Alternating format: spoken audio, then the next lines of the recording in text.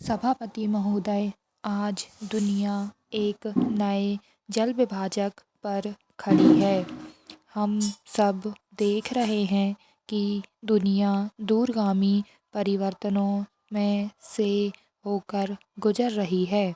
शीत युद्ध का अंत, सोवियत संघ का विघटन, सत्ता के नए उभरते हुए केंद्र और विश्व की अर्थव्यवस्था के ढांचे में होने वाले समायोजन, ये सब हमारे विचारों में, प्रौद्योगिकी में और राष्ट्रीय तथा क्षेत्रीय स्तरों पर सामाजिक व आर्थिक शक्तियों में होने वाले संतुलन का परिणाम है।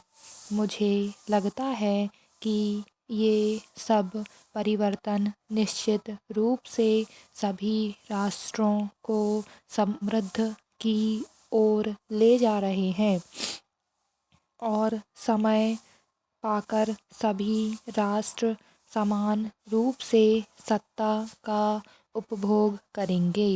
हमारे दोनों देशों के लोगों के आगे प्रश्न यह है कि तेजी से होने वाली परिवर्तन की इस प्रक्रिया का सामना हम कैसे करेंगे।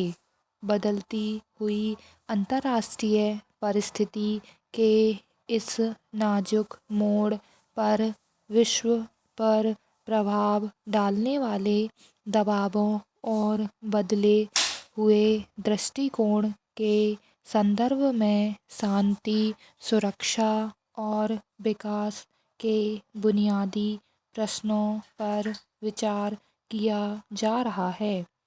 इन प्रश्नों का समाधान खोजने के लिए हमें न्यायोचित ढंग से सार्वभौमिक प्रयास करना चाहिए और ऐसा करते समय विभिन्न समाजों और सभ्यताओं की सामाजिक और सांस्कृतिक विभिन्नताओं को ध्यान में रखना चाहिए। इसके लिए आवश्यक है हम में पर्याप्त सहनशीलता को टकराव से बचा जाए और सहयोग करने की इच्छा हो।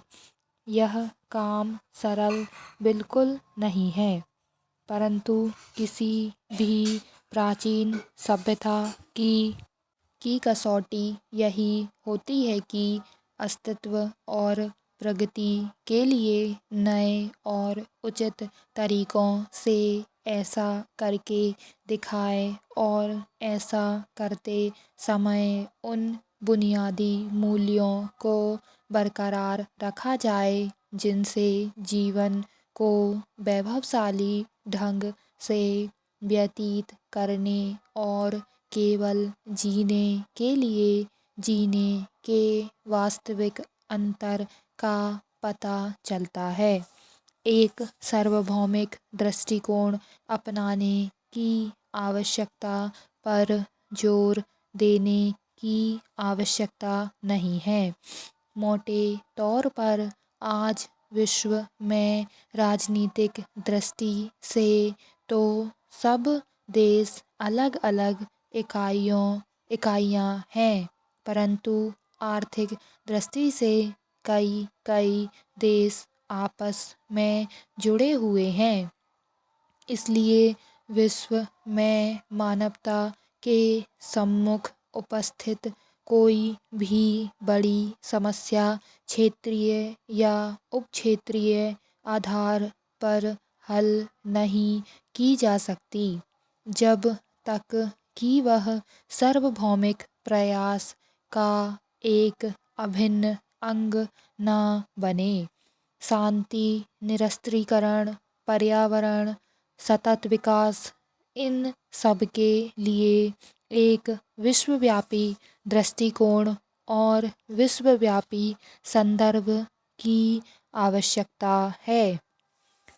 उपसभापति महोदय, मेरे विचार में नई अंतर्राष्ट्रीय राजनीतिक और आर्थिक व्यवस्था की रचना के लिए मार्गदर्शक सिद्धांत होने चाहिए। हर देश के लिए, हर समाज के लिए आर्थिक सुरक्षा और राजनीतिक न्याय। इस उद्देश्य की प्राप्ति के लिए इस बात के तत्काल प्रयास किए जाने चाहिए कि बिना किसी भेदभाव के सामान्य और पूर्ण निरस्त्रीकरण किया जाए।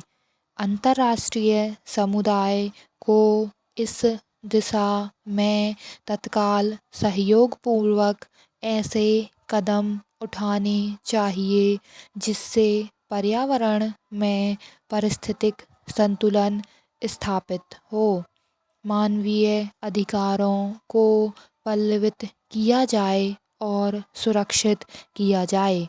बाहरी दबाव या एक तरफ़ा हस्तक्षेप के आधार पर नहीं, बल्कि उन मूल्यों के आधार जो सभी समाजों में साझे हैं। सभी की भिन्न भिन्न सामाजिक व सांस्कृतिक परंपराओं का आदर किया जाए, क्योंकि वे ही विभिन्न समाजों में मानव अधिकारों की विषय वस्तु प्रदान करती हैं। महत्वपूर्ण समस्याओं के समाधान के प्रयास करते समय हमें यह ध्यान में रखना चाहिए कि हम एक ऐसे विश्व में रहते हैं जो आर्थिक, सामाजिक और पारिस्थितिक दृष्टि से परस्पर निर्भर हैं। कोई एक देश या कुछ एक देश मिलकर अकेले अपने बल पर इन समस्याओं का समाधान नहीं कर सकते।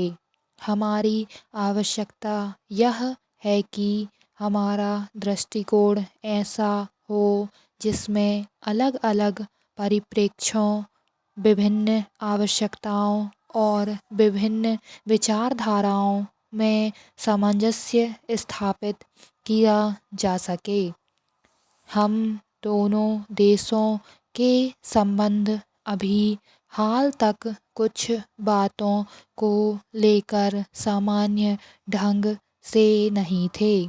हम उन्हें सामान्य बनाने जा रहे हैं और हम अब एक दूसरे को ज़्यादा अच्छी तरह समझने लगे हैं।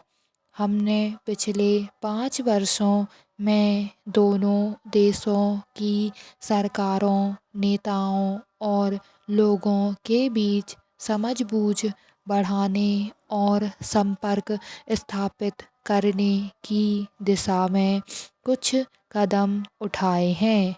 हमारा व्यापार बढ़ रहा है, यद्यपि इस क्षेत्र में हम अभी काफ़ी कुछ कर सकते हैं।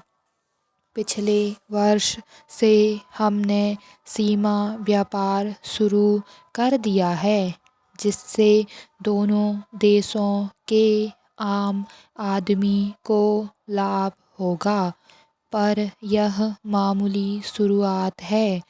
मेरा यह निश्चित विश्वास है कि आर्थिक क्षेत्र में दोनों देशों की विशाल अर्थव्यवस्थाओं में आपसी संबंधों की संभावनाओं का पूरा उपयोग किया जाना शेष है। हम इन विशाल संभावनाओं का उपयोग करने के लिए कई उपाय कर सकते हैं। आर्थिक क्षेत्र में इस सहयोग से न केवल दोनों देशों के बीच द्विपक्षीय संबंध मजबूत होंगे, बल्कि इससे एशिया में और शेष विश्व के बीच भी आर्थिक सहयोग बढ़ने में मदद मिलेगी। स्टॉप।